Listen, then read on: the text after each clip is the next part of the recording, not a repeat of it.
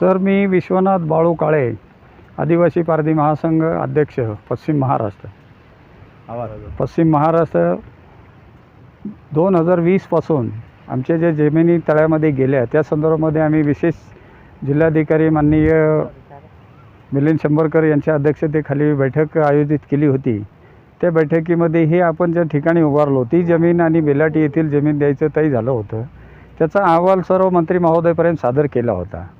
पण साहेब, आता एक गोष्ट अशी, मागच्या 5-6 महिन्यापासून जे हे सौर ऊर्जा प्लॅन्टचं जो संपूर्ण क्षेत्र कंपाऊंडर बनवून घेतलेलं आहे, ते कंपाऊंडर बनवायच्या अगोदर इरिगेशनचे अधिकारी आम्हाला म्हणत होते की ही जमीन तुम्हाला देता येत नाही. हे फक्त तळं फुटल्यानंतर त्याची माती आणि मुरुम उचलून हे तळं मजबूत बांधण्यासाठी हे ठेवलेले आहे. त्यामुळे तुमचा याच्यावरचा अधिकार संपुष्टात येतो. आम्ही मंत्री महोदयाच्या मीटिंगमध्ये हे सुद्धा माननीय मनीषा देशमुख मॅडमने कुंभारे मॅडमने की सूचित केलं होतं की बाबा, तुम्हाला जर ती जमीन आम्हाला देता येत नाही किंवा दुसरी ठिकाणी आम्ही तुमचं काहीतरी व्यवस्था करू असं म्हणलं तर पुनश्च अहवाल सादर केला होता. मात्र निलेश पाटलांनी काय केलं, जो अहवाल सादर करीत असताना त्यांनी कुठल्याही गोष्टीची जमिनीची तपासणी न करता त्यांनी अहवाल सादर केला होता.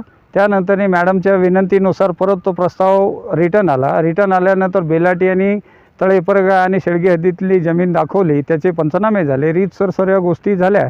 मंत्री महोदयाची मीटिंग 14 तारखेला ठरली होती. त्याच्यामध्ये माझा विषय होता की पारधी समाज तळेपरगा सोलापूर येथील पारधी समाज 57 लाभार्थ्यांना द्यायचं त्यांनी घोषित केलं होतं. पण साहेब, आता मला एक विनंती करून सांगावी लागते की जर ही जमीन हे इरिगेशनच्या अखत्यारमध्ये असलेली जमीन, ही इरिगेशनच्या अखत्यारमधली असलेली जमीन तुम्ही मागच्या 3-4 महिन्यापूर्वीपाशी हे ऊर्जा प्रकल्पाला दिलीच कशी? त्यानंतरनी आपल्याकडे याचिका क्रमांक 3 प्रमाणे उच्च न्यायालयामध्ये आपणच सादर केलेली याचिका आहे. त्या याचिकेमध्ये मी एक ओळ वाचून दाखवतो. कृष्णा खोरे, महाराष्ट्र कृष्णा खोरे विकास महामंडळ यांच्या मालकीची जमीन खाजगी व्यक्ती संस्थांना देता येणार नाही याचा प्रस्ताव उच्च न्यायालयामध्ये दाखल असताना जनहित याचिका क्रमांक 148/2 च्या या अंतिम न्याय निकाल होत नाही तोपर्यंत शासन आणि सुधारित निर्देश प्राप्त होईपर्यंत सदर प्रकल्पाचे ठरलेली जी नियमानुसार मंडळ 92/19 दिनांक 20/6/2016 रोजी या संदर्भान्वये वरील विषय पारित झाला होता. जनहित याचिकेची सध्याच्या स्थितीमध्ये ठरावाची प्रत सोबत जोडलेली आहे.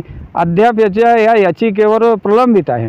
जर ही याचिका प्रलंबित असताना इरिगेशनच्या अधिकाऱ्यांनी मग ह्या याचिका फेटाळून उच्च न्यायालयाचे जर आदेश तुम्ही फेटाळून जर ह्या कुठल्या सौर ऊर्जेला तुम्ही जर जमीन दिली असेल तर त्याचे 2 दिवसामध्ये आम्हाला पाठपुरावे सादर करावे, नाही तर आम्ही याच्या पुढे सुद्धा मोठं जन आंदोलन सादर करणार आहोत. नमस्कार, मी आदिवासी समाज परिवर्तन संस्थेचे अध्यक्ष सोलापूर जिल्हा विमल देवदास काळे. 10/7/2024च्या बैठकीमध्ये विजयकुमार गावित साहेब यांच्या दालनात जी बैठकीमध्ये मंजूर करण्यात आलेल्या त्या लाभार्थी 1961 पासून कसून खाणारे तळे हिप्परग्या येथील पारधी समाज 1961ला जमीन कसून खात असलेल्या आतापर्यंत आहे ती आमच्या ताब्यात. तेव्हा पॅकेज डिक्लेअर झालं होतं की त्या 57 लोकांना पॅकेज देण्यात यावे असं त्या दालनात मंजूर झाले होते. पण अद्याप त्या लोकांना कुठलीच न्याय भेटली नाही आहे किंवा कुठलं पॅकेज दिलं गेलं नाही आहे.